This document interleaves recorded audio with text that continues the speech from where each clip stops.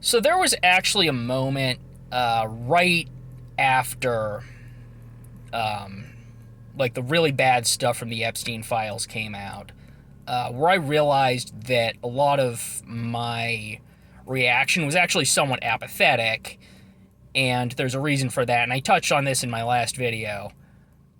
And it's just because they did the rape culture hysteria in the past, and I'm a little bit cynical about moral outrage over women being raped.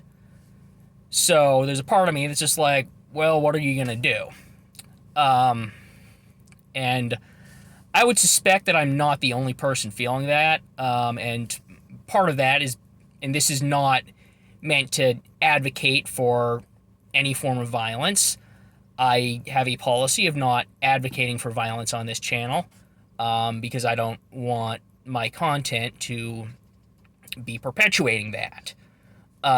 With that being said, I mean, based on like the natural reaction of most men, um, we are lucky that the U.S. government at this point is still standing. And so,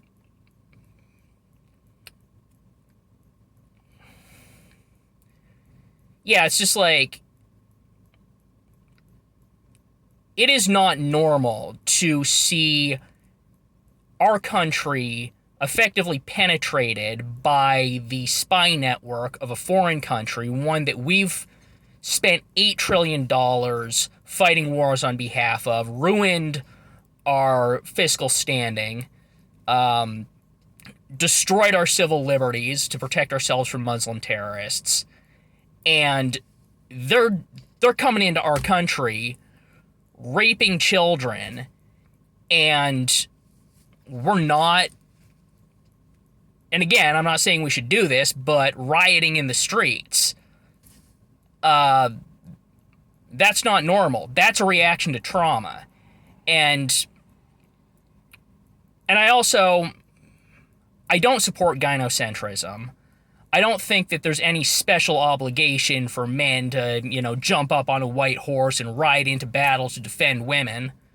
And I am also in favor of equality for male victims of rape and sexual abuse and sexual misconduct.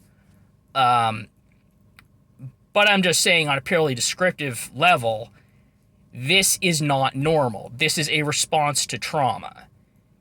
And what I want any males watching this, any men who are feeling that apathy, just think about what the system has taken from you. And the way that we've been pushed down, the way that our culture has been effectively dismantled.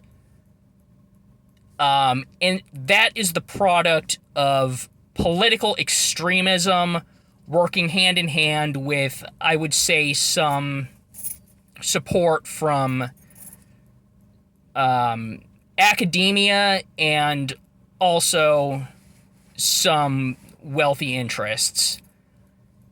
And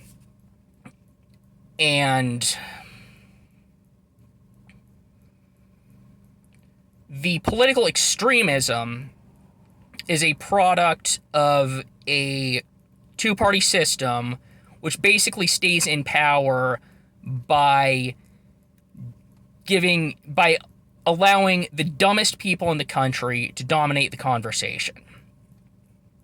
And the dumbest people in the country, and so we get these two ideological tribes that are fighting each other.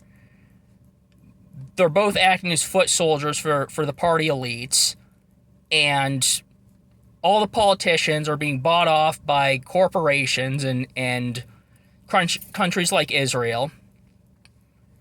And that's who's in power. The people aren't in power. And the reason we're not in power is because you've got these extremists dominating the discourse, getting us all fighting each other. And it's all the system. Like, this is all the system. And so, I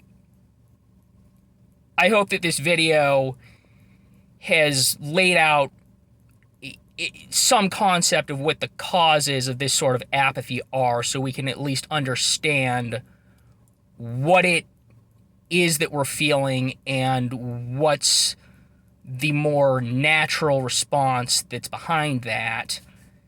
And because I don't think that as a country we should just be rolling over in response to this sort of stuff happening. And that's why we should all be fired up, ready to fight for our own independence from Israel.